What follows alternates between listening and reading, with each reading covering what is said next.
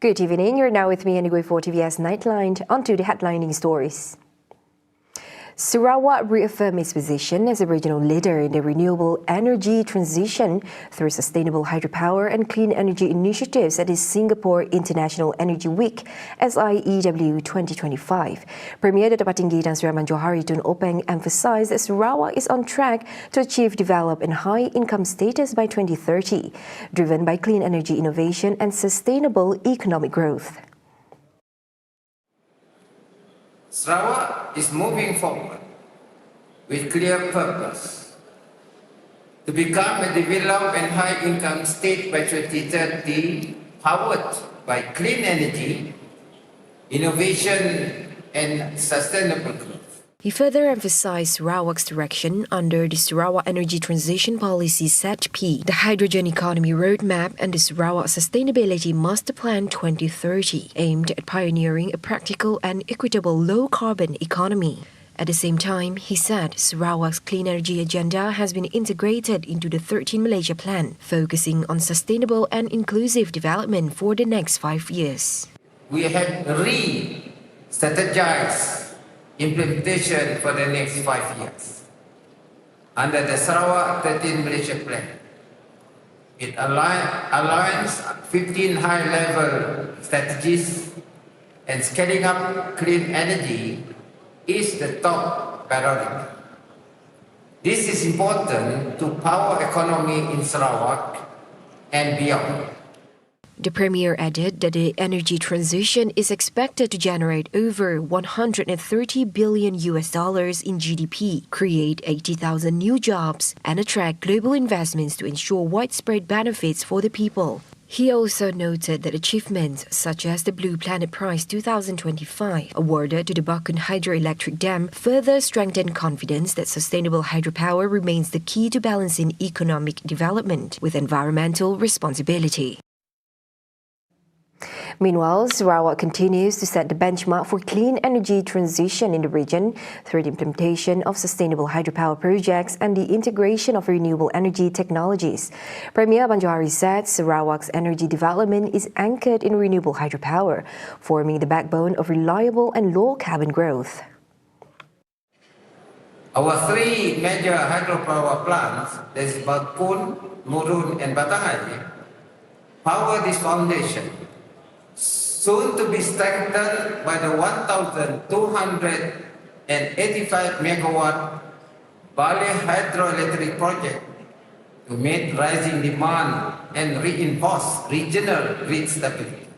In December 2024, Batangai achieved first power from its floating solar installation, Malaysia's first large-scale hydro-solar project.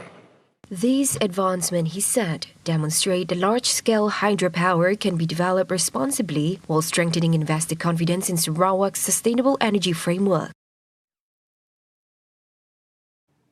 The Kuching South City Hall MBKS has assured the public that the implementation of its new parking system will be carried out in stages to ensure a smooth transition and prevent inconvenience to users, especially during the handover period to the new contractor. According to MBKS Mayor Dato' Wee Hong Sang, the new parking system will undergo a 2-month trial period before it is fully launched on January 1st, 2026. Of course, they are talking about the coupons, talking about because I think the Borneo apps, they already agreed to refund, and then going over to their office to do the refund. So now left on the coupon side. So the coupon side, we're going to sort it out soon and see how it goes from there. So let's the public not to worry on all this. We will make sure all things will be running smoothly. We also emphasize that any confusion or technical errors during the trial phase will not result in immediate penalties. Instead, the Council will allow time for users to adapt to the new system. He further acknowledged concerns about senior citizens who may find it challenging to use digital applications, but assured that MBKS will provide the necessary assistance to help everyone adjust to the new parking system.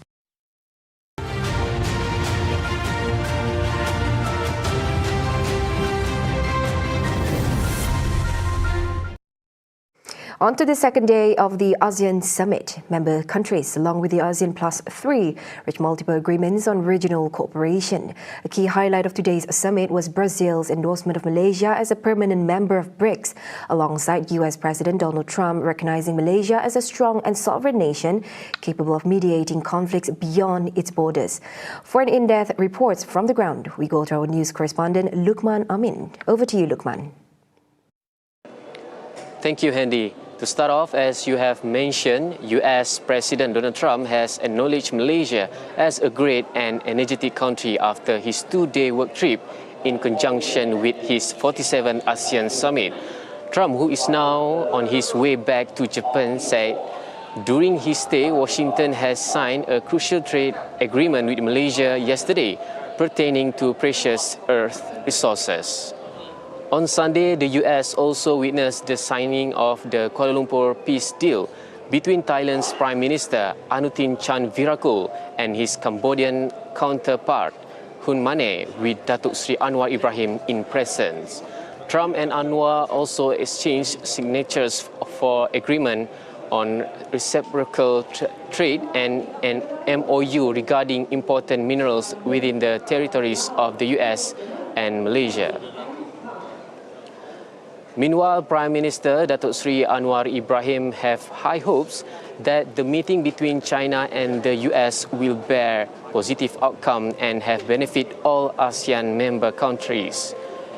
This is due to the openness both parties have shown in recent development. The White House have confirmed Trump's attendance during the Asia-Pacific Economic Cooperation (APEC) summit in South Korea, which will be attended by Chinese President Xi Jinping.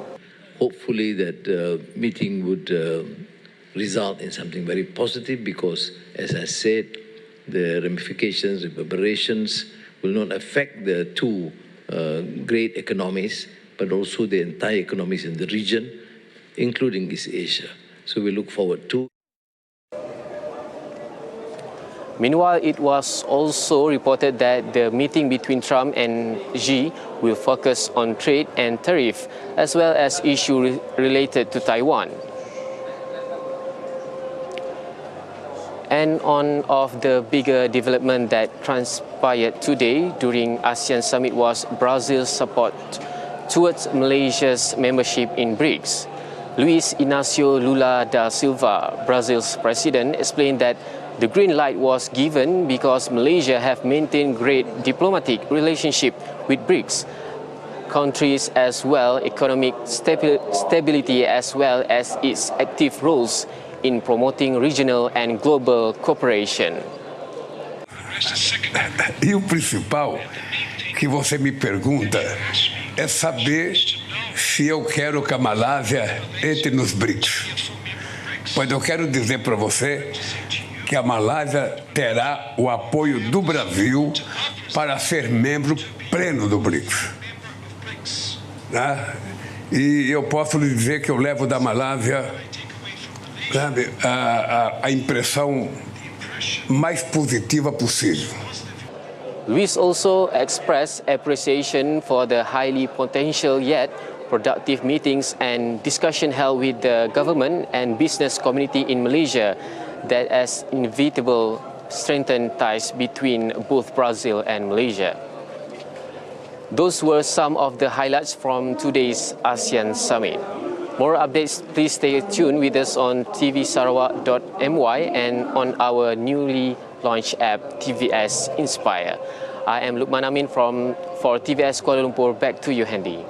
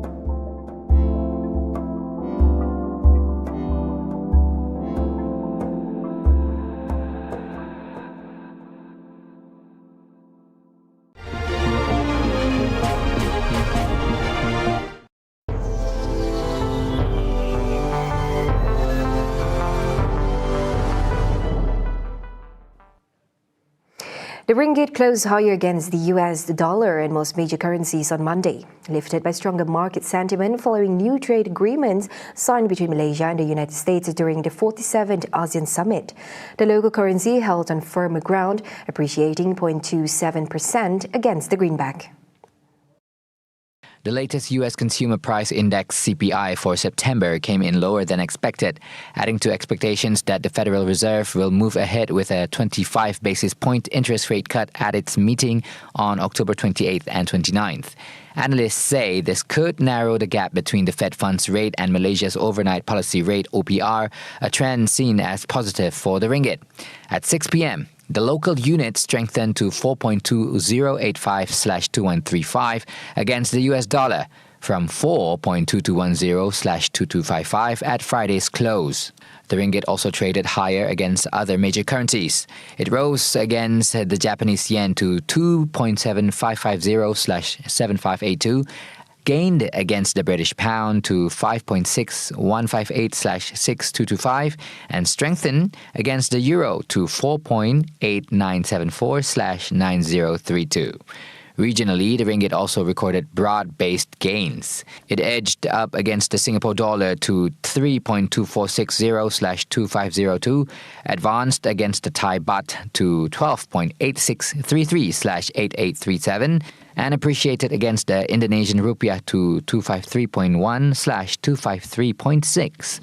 The ringgit also strengthened against the Philippine peso, closing at 7.14/7.16 compared to 7.20/7.21 previously.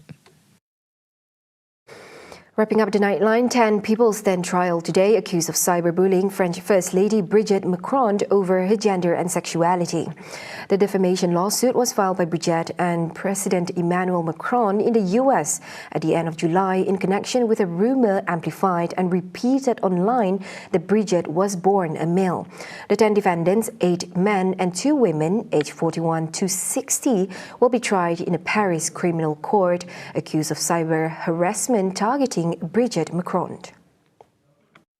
They have been accused of making numerous malicious comments about Brigitte's gender and sexuality, even equating her age difference with her husband to pedophilia, according to prosecutors. The defendants also include a woman already the subject of libel complaint filed by Brigitte in 2022, Delphine J., 51, a self-proclaimed spiritual medium who goes by the pseudonym Amadine Roy. In 2021, she posted a 4-hour interview with self-described independent journalist Natasha Ray on her YouTube channel, alleging Brigitte, whose maiden name is Tragno, had once been a man called Jean-Michel Tragno, the name of her brother. The 2 women were ordered to pay damages to Brigitte and her brother in 2024 before the conviction was overturned on appeal. The First Lady has since taken the case to the country's highest appeals court. Emerging as early as Emmanuel Macron's election in 2017, the claims have been amplified by far-right and conspiracy theory circles in France and in the United States, where transgender rights have become a hot-button issue at the heart of American culture wars. The presidential couple filed a U.S. defamation lawsuit in July against conservative podcaster Candace Owens, who produced a series titled Becoming Brigitte, claiming she was born a man. And those were the updates on TVS Nightline. I'm Handy Gui. Thank you for watching. Have a good night.